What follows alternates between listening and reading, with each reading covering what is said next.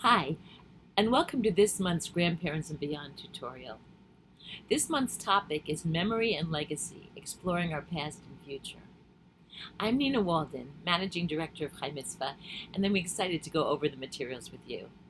We'll look at the activities and texts and discuss tips for connecting virtually. Before you start, make sure everyone is on board, including the parents or guardians. Read the texts and choose the activities and conversation questions that work for your family or group. Don't feel that you need to complete the entire booklet.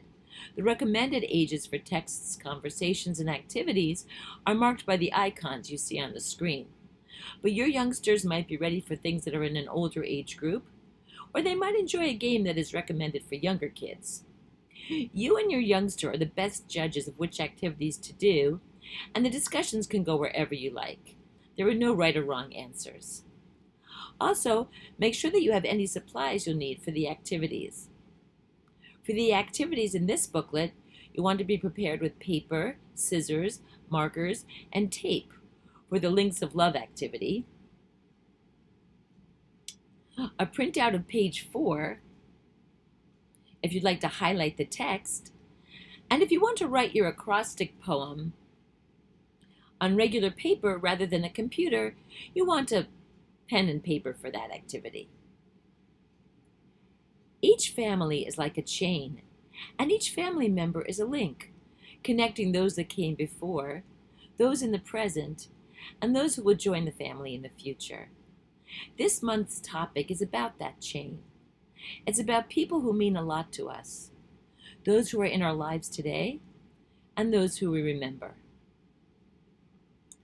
The first activity gets us started by thinking about some of those people. It's a great way to impart memories to our youngsters. Each person thinks of 5 family members. They can be people who lived long ago or people from today. What is special about each of them? Write down each name and something special about the person next to their name. With those personal memories fresh in our hearts and minds, we turn to a daily prayer, the Avot prayer, or more currently, the Avot Ve'imahot, fathers and mothers prayer. In the Avot prayer, we remember and honor all those people who came before us, our patriarchs and matriarchs, Abraham, Isaac, and Jacob, Sarah, Rebecca, Rachel, and Leah. There's a link to more information, as you can see, to take a deeper dive into that prayer, followed by a very personal and modern interpretation of that prayer. Merciful One, may you bless my father, my teacher, and my mother, my teacher, who have made a home for me. May we all be blessed as you blessed my grandparents and great-grandparents in every possible way. Let us remember those who have come before us, who have given us life, love, and our culture. Such is our remembrance of the kindness and merits of our biblical mothers and fathers, Sarah, Rachel, Rivka, and Leah, Abraham, Yitzchak, and Yaakov. That is how we wished to be blessed, everyone together, a complete blessing. Amen. The conversation sparked by this prayer is a wonderful way to continue the conversation begun with the first activity. Look back at your list of family members and why they are special. Choose one and tell or write a story that explains why you chose this person and that gives an example of their special trait. How do these stories show what is important to your family? How can you continue this legacy in the future? This leads us to an activity that is fun for any age, Links of Love. Let's do Links of Love together. The first thing you'll need is your paper. Most construction paper works great. You want colorful paper that bends easily so it's not too thick, and once it's bent, it will stay bent. I bought this cute little pad of small paper of different colors at the dollar store. This is the kind of pad you'll need. The next thing you need to do is cut strips from the paper, like these. You can use a ruler, or I just bent the paper, and a pair of scissors to cut the strips. They should be long rectangles, and each strip should be about the same size as the others. Then write the name of a family member on each strip of paper. like this.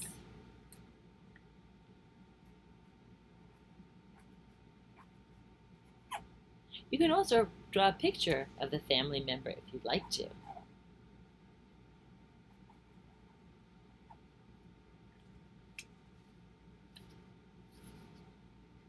Now it's time to make the first link. All you need to do is match up the ends of the paper like this, and then either tape or staple them together. Try to make sure they match up evenly.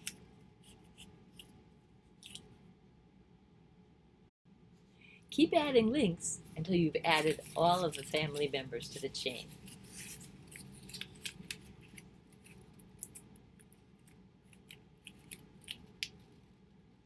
While Links of Love is a great activity for any age, the next topic is one that requires some maturity, as it deals with the Jewish traditions in place for death and loss. Look at the picture on the front cover. What does it say to you? Losing someone you love often feels like there is something missing inside. In the Jewish tradition, as in many traditions, we have a special way of coping with the feelings of loss. Jewish practices for death and mourning have two purposes: to show respect for the dead and to comfort the living. You'll see a link on the page to more details about those traditions. The text that follows also has meaningful information. If you've printed out page 4, make sure that you and your youngster have it handy. Read about a few of the traditional practices for death and loss. Mourning is broken into a few periods of different lengths. This allows mourners to express sorrow, but also helps them to gradually return to normal life. Highlight ways these practices help mourners return to life in a positive way. First, we have Kriya, tearing. The mourner either tears their clothes or pins on a black ribbon to show their sorrow. They recite a prayer of acceptance. Blessed are you, Lord our God, sovereign of the universe, the true judge. This is a way to reach the difficult step of accepting that the loss has taken place. By doing it in a traditional way, we can take some comfort from being part of a tradition and a community. Burial. Judaism requires prompt burial to help the mourners begin their journey from grief to consolation. Hesped is a eulogy or a speech to honor the departed. The hesped should emphasize the good deeds and virtues of the deceased. This helps put the life of the deceased into perspective. Shiva. Shiva means 7. Shiva traditionally lasts for 7 days. It begins on the day of burial and continues until the morning of the 7th day after burial. Friends, neighbors, and relatives come to share memories and make up the minyan for prayer services. The mourner feels less alone, and most often the visitors provide meals so that the mourner doesn't need to worry about feeding themselves and their guests. Mourners are not to have the added stress of work during these 7 days. Next comes Shloshim. Shloshim means 30 and traditionally lasts until the 30th day after burial. Mourners do not attend parties or celebrations, do not shave or cut their hair, and do not listen to music. Avelut is observed only for a parent. This period traditionally lasts for 12 months after the burial. During that time, mourners avoid parties, celebrations, theater, and concerts. For 11 months of that period, starting at the time of burial, they recite the mourner's Kaddish every day. The prayer itself has nothing to do with death or mourning. It reaffirms faith in God despite the loss. Look at the texts you chose to highlight above. How do you think each one helps mourners? Why do you think each is important?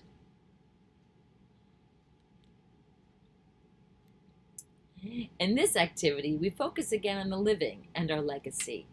It's time to tell your story. Write an acrostic about yourself.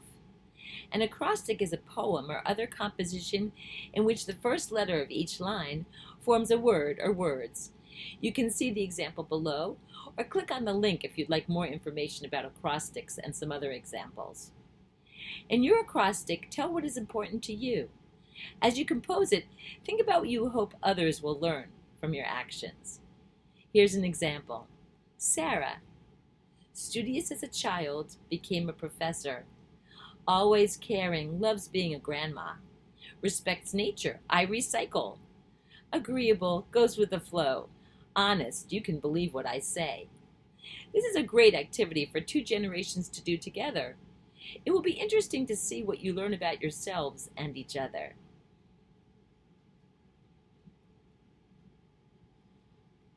Here is a beautiful poem, When All That's Left Is Love, by Rabbi Mahler.